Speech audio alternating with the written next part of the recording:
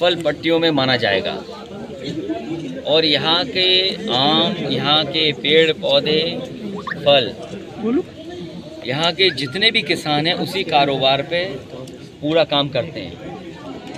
इधर कोरोना की वजह से बड़े पैमाने पे नुकसान हुआ है और जो सुविधाएं सरकार को देनी चाहिए किसानों को, वो सुविधाएं सरकार नहीं दे पा रही।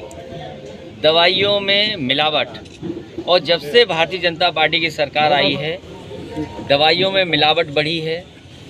आम को लेकर के जो सरकार को मदद करनी चाहिए, फल पट्टी है तो जो सुविधाएं देनी चाहिए वो सरकार नहीं दे पा रही है। अगर यहाँ के किसान शिकायत लेकर के भी जाते हैं तो उन शिकायतों का निराकरण अभी तक नहीं हुआ। जो इंफ्रास्ट्रक्चर देने की बात कही, बीजेपी के बड़े नेताओं ने कहा कि मलिहाबाद का दशहरी आम या दूसरे आमों के बारे में जो कहा कि कितना बड़ा कारोबार हो सकता है, एक्सपोर्ट हो सकता है, कोई सुविधा नहीं दी। जो मंडी समाजवादी सरकार में बन रही थी वो भी रोक दी। हम यहाँ के किसानों को भरोसा दिलाते हैं, समय आने पर जिस तरीके से सुविधाएं देनी पड़ेंगी, अच्छी दवाई, रिसर्च, एक्सपर्ट, साइंटिस्ट हमें लगाने पड़ेंगे, हम लगाएंगे, जिससे कि यहाँ के किसानों को सुविधा मिल सके, इनके आमदनी बढ़ सके, इनकी आय किसानों की बढ़ जाए। अखिलेश जी, योगी सरकार के जो है सांसद जो कौशल किशोर जी हैं, उन्होंने यहाँ पे एक गांव गोद लिया है सौरा, वहाँ पे कोई विकास कार्य नहीं हुआ, क्या कहेंगे उसमें? देखिए, मैं एक गांव लेने का सवाल नहीं है। भारतीय जनता पार्टी ने कहा कि देश को हम तरक्की के रास्ते पे ले आएंगे। नोटबंदी कहा, अभी आप देखिए जिला पंचायत चुनाव, ब्लॉक प्रमुख के चुनाव में नोटबंदी का पता नहीं लगा। नोटबंदी का यही तो था कि इससे भ्रष्टाचार खत्म हो जाएगा, लेकिन जिस तरीके से भारतीय जनता पार्टी ने पैसा और प्रशासन का सहयोग लेकर के जो परिणाम लिए हैं जिला पंचायत में, वो कभी कल्पना नहीं की जा सकती थी। योगी सरकार इसलिए केवल एक गांव की बात न करें, हम देश की बात करें। योगी जी जो है जनसंख्या कानून लाने वाले हैं, क्या कहेंगे उस पर? और जहां तक प्रदेश में भारतीय जनता पार्टी को अपने घोषणा पत्र पे बात करनी चाहिए थी।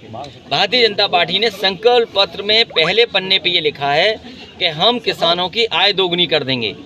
आज हम भारतीय जनता पार्टी से और जनता जानना चाहती है कि आज किसानों की आय क्या है और अगर उन्हें दोगुना आय करनी है तो क्या फैसले लिए थे जिससे उनके किसानों की आय दोगुनी हो जाए।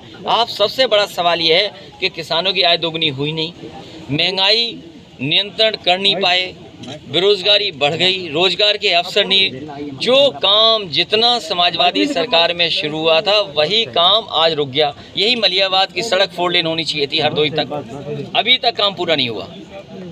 बिजली महंगी कर दी, मीटर लगा दिए, बिजली उत्पादन नहीं की लेकिन मीटर और बिल बढ़ा दिया। सर, जनसंख्या कानून नियंत्रण पर जो कानून ला रहा है उस पर आप क्या कहना चाहते हैं? ये आखिरी वक्त में भारतीय जनता पार्टी ऐसे ही काम करेगी जिससे जनता का ध्यान हटाया जा सके असली मुद्दों पर।